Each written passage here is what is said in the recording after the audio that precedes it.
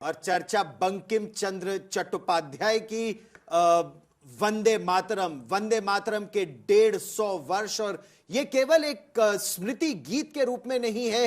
वंदे मातरम की आज जब बात हो रही है तो यह एक नए भारत के निर्माण के लिए एक बार फिर देशवासियों के आह्वान की बात है। श्वेता, यही वंदे मातरम।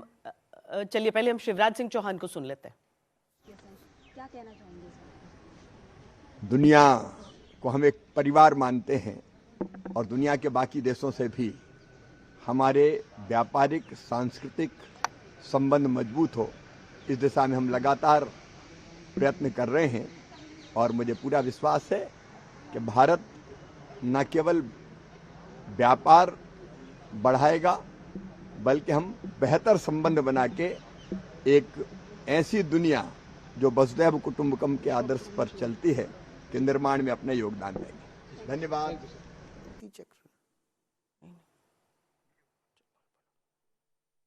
और वंदे मातरम के 150 वर्ष, ये केवल एक स्मृति गीत नहीं है। और ये जो तस्वीरें आप लगातार, भारत एक कमजोर देश नहीं है। और बंकिम चंद्र चट्टोपाध्याय ने जिस तरह कल्पना की थी मां भारती की, मां दुर्गा के रूप में, कि आप शक्तिशाली हैं और भारत के वैभव की, सुजलाम सुफलाम मलयज शीतलाम शस्य श्यामला मातरम वंदे मातरम। और वही आप तस्वीरें पूरे कर्तव्य पथ पर एक छोर से दूसरे छोर तक दिखेंगे।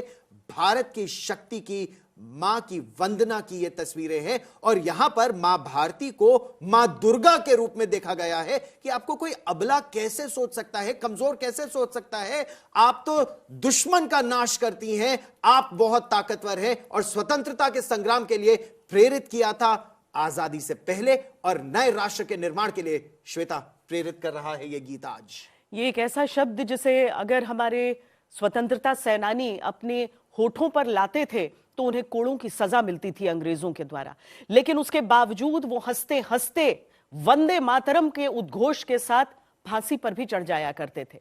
आज 150 वर्ष उसके अगर हो रहे हैं तो उन सभी वीरों को, उन सभी शहीदों को नमन करने की, याद करने का भी दिन हो जाता है ये। और इसीलिए आप केवल इसे एक गीत के रूप में नहीं देखें इसे, बल्कि एक ऐसे उद्घोष के रूप में इसे देखिए जो राष्ट्रीयता का प्रतीक है।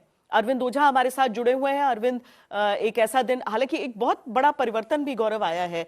पहले सारे लोगों को इंतजार होता था कि कैसे पासेस ले सकते हैं, अब तो बहुत सरल है। आप ऑनलाइन जाइए, चाहे आपको फुल ड्रेस रिहर्सल देखनी है, चाहे 26 जनवरी, आप ऑनलाइन जाकर रजिस्टर कर सकते हैं। और इसीलिए बड़ी संख्या में अब लोग यहां पर आते हुए भी दिखते हैं। अरविंद, हम चाहेंगे कि आप दिखाएं कि इस समय लोगों का पहुंचना वहां पर, चूंकि 9 बजे तक सबको बैठ चुका होना चाहिए वहां पर।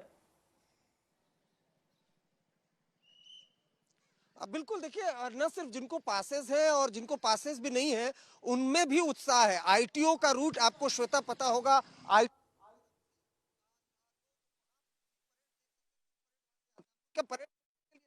उत्साह देखिए छोटे छोटे बच्चों को लेकर।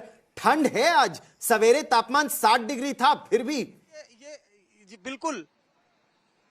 जी अरविंद, आप बात कर रहे थे उनसे, हालांकि जल्दी हो रही है सबको पहुंचने की। बिल्कुल जल्दी हो रही है गौरव, और यही उत्साह है। और जैसा श्वेता बता रही थी कि पासेस भी अवेलेबल है, और खास इंतजामात ये किया गया है इस बार कि जो पवेलियन है उनको नदियों का नाम दिया गया है, गंगा और गोदावरी, इस तरह से, ताकि लोगों को असुविधा न हो। लेकिन जिनको पासेस मिले उनको ठीक, वो अपनी जगह पर बैठे हैं, लेकिन जिनको पास नहीं मिला, बड़ी संख्या में लोग आईटीओ की तरफ जा रहे हैं। आईटीओ की तरफ से भी जो परेड है वो जाती है, तो उस तरफ भी देखने के लिए उत्सुकता काफी ज्यादा उन लोगों में। और खास तौर से ऑपरेशन सिंदूर का जो दिखाया जाएगा, उस झांकी, उसको लेकर सबसे ज्यादा उत्साह है। हमने कई लोगों से बात की है और इन सब के बीच कुछ देर का वक्त और है जब कर्तव्य पथ पर देश और दुनिया भारत की ताकत देखेगा। और इसी को देखते हुए देखिए, आप धीरे धीरे जो अलर्टनेस है जो सिक्योरिटी एजेंसीज की, वो आपको यहाँ पर दिखाई देगी। जो इस रूट पर जो गाड़ियां खासतौर से जाती हुई दिखाई देंगी, उनको चेकिंग किया जा रहा है। और खास तौर से दिल्ली की बात करें तो दिल्ली में इस बार जिस तरह से alert, back to back alert बाद से दिल्ली पुलिस ने एक्स्ट्रा सिक्योरिटी मेजर अपनाए और उसके बाद से हर चौराहे पर, हाँ, हर लेकिन सड़क पर उस सुरक्षा का एक खामियाजा आपकी आवाज के साथ हमें भुगतना पड़ रहा है इस समय अरविंद, क्योंकि आपकी आवाज क्रैक कर रही है, जैमर्स रहते हैं हर तरफ, और जरूरी भी है क्योंकि तमाम तरह के थ्रेट्स रहते हैं। अलग अलग राज्यों की तस्वीरें भी हम आपको दिखा रहे हैं, लेकिन कर्तव्य पथ की ये सबसे मनमोहक तस्वीर जहां पर आप सीधे इंडिया गेट, और आज कोहरा नहीं है गौरव, देखिए मतलब 23 तारीख को हमने बारिश और कोहरे के बीच देखी थी ये परेड, आज पूरी तरीके से साफ साफ दिख रहा है। और अरसा बीत गया है जब हमने देखा था फ्लाई पास्ट कि मतलब देखिए श्वेता, आज का जो मौसम है फ्लाई पास देखने वालों के लिए हाँ। बहुत ही अच्छा वेदर है। फ्लाई पास करने वालों के लिए तो आज बहुत टेक्नोलॉजी आजकल आ गई है, वो बहुत एक्यूरेटली नेविगेट करके और वेरियस सेंसर्स के साथ बिल्कुल सही दिशा से आ सकते हैं। मगर दर्शक इतने हजार, 10,000 से ज़्यादा लोग जो इंडिया गेट में हैं, और उसके अलावा जो सारे देशवासी टेलीविजन पे देख रहे हैं, मिलियंस जो भारतवासी, करोड़ों लोग जो देख रहे हैं, उनको जहाज नजर आना बहुत जरूरी है। और ये फ्लाई पास जो होता है ना, वो फाइनाले होता है, वो फाइनल इवेंट होता है आपकी रिपब्लिक डे परेड के लिए, और इसलिए खास करके बच्चे बहुत खुशी से देखना चाहते हैं। बहुत तेज गति से जहाज आते हैं